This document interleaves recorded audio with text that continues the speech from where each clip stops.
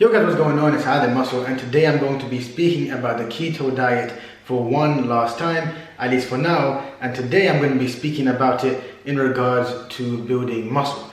Now, I am well aware that the keto diet is mostly advocated for fat loss purposes as well as health purposes too, and it isn't really spoken much about when it comes to building muscle. However, this isn't a straw man kind of video, if you will, because there are some people who are keto advocates that do speak about the keto diet for building muscle. They call it keto gaining or keto bulking, whatever they call it. There are people who advocate for such, so we're going to be analyzing that today.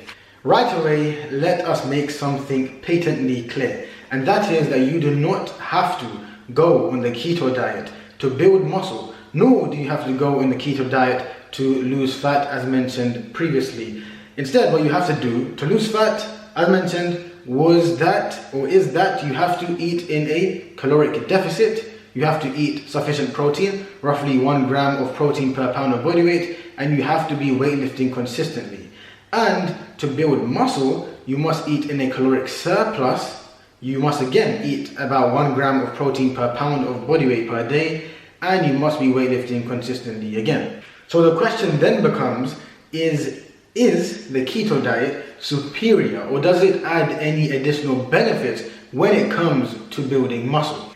And just like how we mentioned with fat loss, the answer is no. 2 studies from last year showed that groups who ate a higher carbohydrate diet had better muscle gains than those following a ketogenic diet. Now, interestingly, both of these studies, one was 8 weeks and one was 3 months, both of them actually showed that the participants, even on the keto diet, actually didn't lose much strength. They actually managed to maintain their strength, which does seem like a somewhat positive for the keto group. But then what's interesting is the fact that they didn't actually build much muscle. So how is it that they've maintained strength, but they haven't actually built muscle? So there's a few kind of things that you may be able to deduce from this. One is that the keto group wasn't in a caloric surplus the whole time. Now, to be clear, both groups were put in a caloric surplus. They were getting enough protein to build muscle and they were weightlifting consistently. So those variables were all kept the same and were all fair.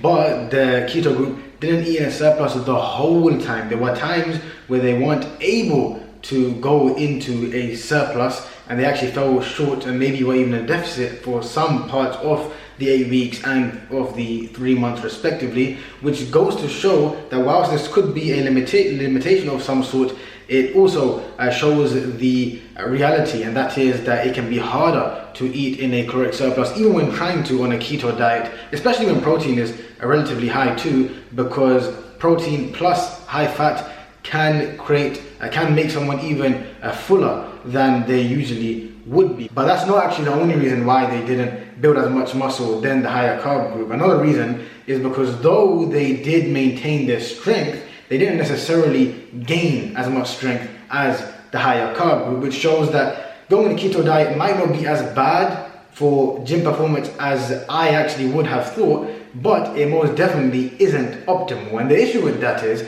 that you want to be in the most, following a kind of, a very good diet that's going to enhance your training, because the best way to build muscle is going to be progressively overloading your muscles, meaning you have to be increasing weight over time with your weightlifting sessions, and the keto diet can help you do that, but just not to your best not to the best of ability. And other studies which could be used if you want to explain the studies I just mentioned show that at least having a moderate carbohydrate diet is optimal for building muscle, because you are put in more of an anabolic environment, if you like, when you eat higher carbohydrate than lower carbohydrate. Research also shows that carbohydrates can help promote workout recovery. They can also increase more insulin, which many keto advocates will tell you, insulin is such a bad thing and you must run away from insulin. This isn't the case at all. It is actually an anabolic hormone, and this is why many pro bodybuilders inject themselves